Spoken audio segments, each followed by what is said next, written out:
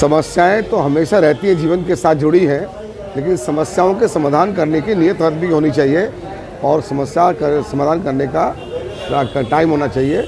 हमारे पास दोनों चीज़ें हैं, नियत भी है, समय भी है। सर 3 बार आप पहले विधायक रह चुके हैं, 3 बार आपने विधायक संभाली, अब फिर एक बार मैदान में है और भाजपा एक बार निशाने साधे जा रही है और बार बार कभी अरविंद केजरीवाल के पोस्टरों को जमुना में घेरे जा रही है और कभी रेवड़ियाँ बताई जा रही है किसी को, उसको लेकर क्या कहेंगे? भाजपा को शर्म आनी चाहिए। जिन्हें वो रेवड़ियाँ कहती थी, आज उसी बात को वो करने पर मजबूर हो गए हैं। आज उन्होंने खुद ने क्यों ऐसा ऐलान कर दिया कि हम 2500 देंगे।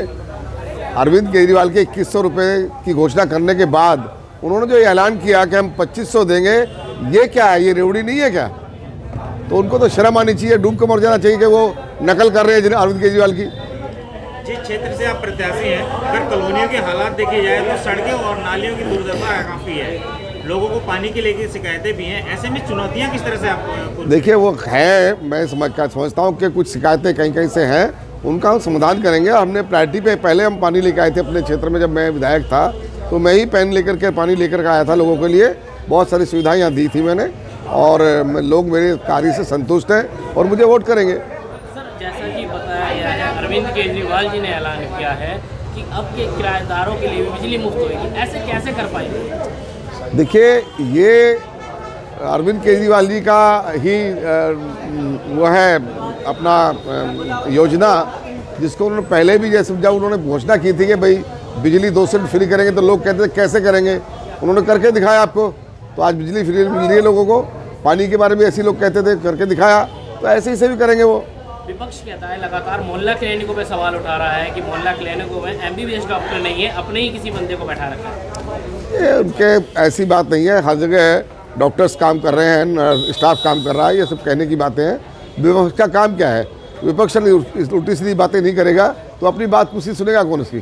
सीमापुरी की जनता का कहना है, इलेक्शन होते हैं, चुनाव होते हैं, प्रत्याशी आते हैं, आश्वासन देके जाते हैं, लेकिन जीतने के बाद 5 साल तक नजर नहीं आते हैं। वीर सिंह धिगान जीतने से पहले भी रहा, जीतने पर भी रहा और जीतने के बाद भी रहा, उनके हारने के बाद भी रहा उनके पास।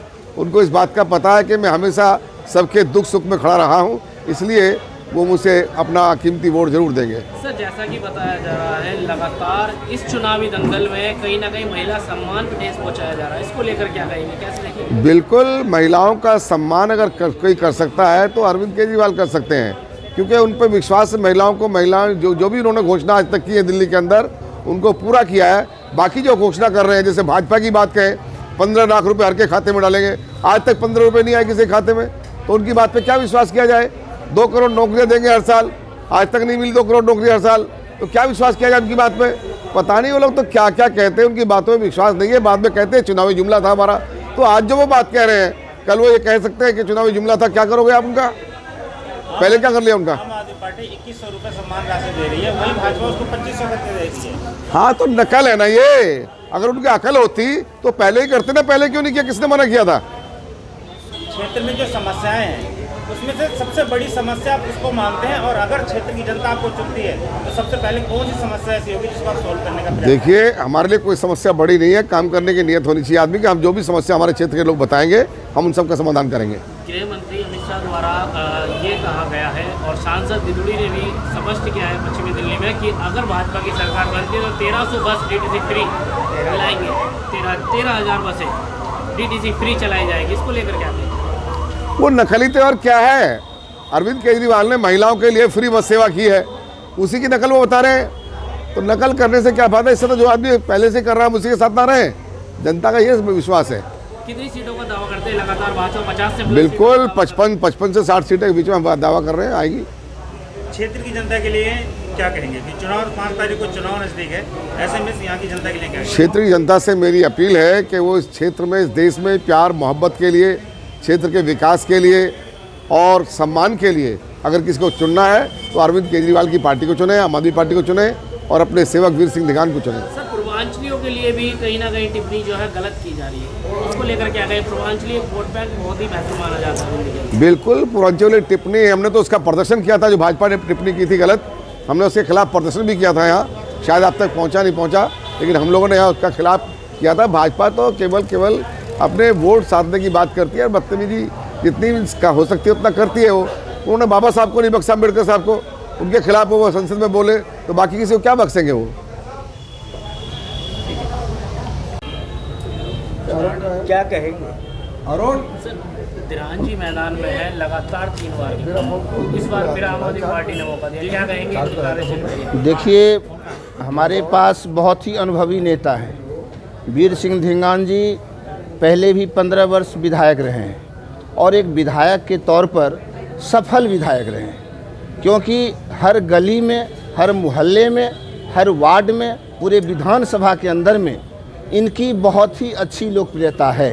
अभी भी लोग इनको चाहते हैं और सर्वे में भी 80% विधानसभा की जनता ने यह कहा है कि अगर वीर सिंह धींगान जी आते हैं तो हमें खुशी होगी और भारी मतों से हम लोग जितवाएंगे। शायद इसी आधार पर अरविंद केजरीवाल जी ने धींगान जी को बुला करके इनको एक सम्मान दिया है, टिकट दिया है और सब लोग, आम आदमी पार्टी की सरकार बन रही है दिल्ली में, 60+ सीटें आ रही है और वीर सिंह धींगान जी हमारे बहुत ही पहले भी मैंने कहा अनुभवी नेता हैं।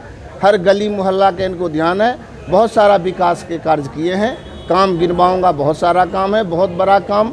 अभी जो हॉस्पिटल है यहाँ, जो कैंसर हॉस्पिटल है, धींगान साहब की देन है। कई बारात घर, कई सड़कें, गलियाँ, तो बहुत सारा विकास के कार्य हुए हैं। हमारे पास बहुत ही अनुभवी नेता है और जो भाजपा से हैं या कांग्रेस से हैं वो बिल्कुल अनुभवी नेता नहीं है, बाहर के नेता हैं।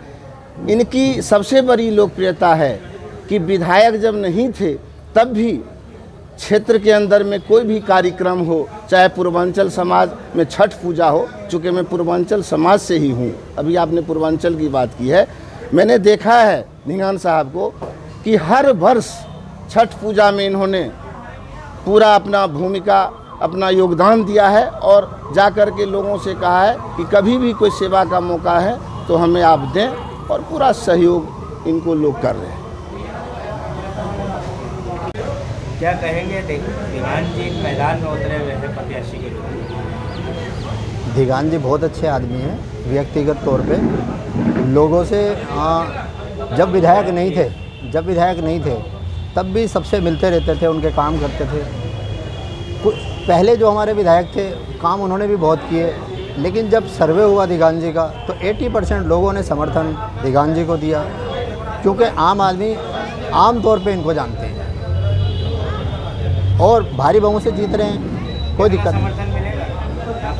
55,000 से पहले जीते थे हम, इंशाल्लाह 50,000 से इस बार ज़रूर जीतेंगे।